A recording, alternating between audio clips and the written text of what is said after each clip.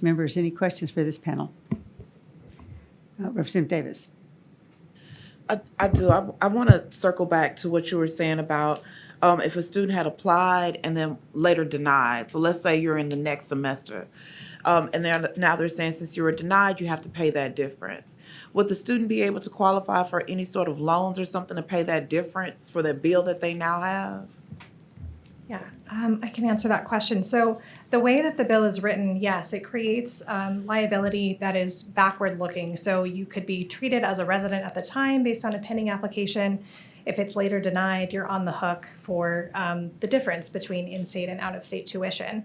But because under Texas law, eligibility for state-based financial aid is dependent on residency, which is the same provision that I believe this legislation would be changing, these students would not be eligible for state-based financial aid either.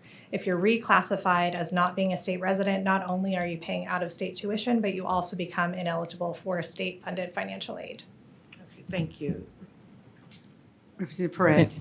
And just to make the point, this also, it's not a subsidy. So, I mean, when somebody's asked to pay back the difference, it's not as if, there's an account in the state budget somewhere that goes to subsidize in-state tuition. I mean, so it just almost seems sort of cruel, a cruel element just to make somebody pay back something that the state isn't even paying for, if that makes sense.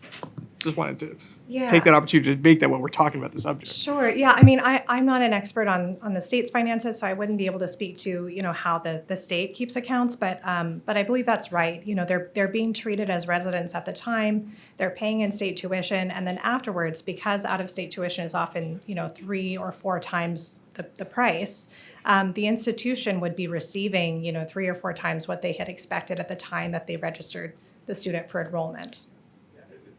There's an implication that the students are somehow taking this money, and it's just a mischaracterization of the whole situation. Right. They would be paying the same rate as their other peers that have graduated from Texas high schools.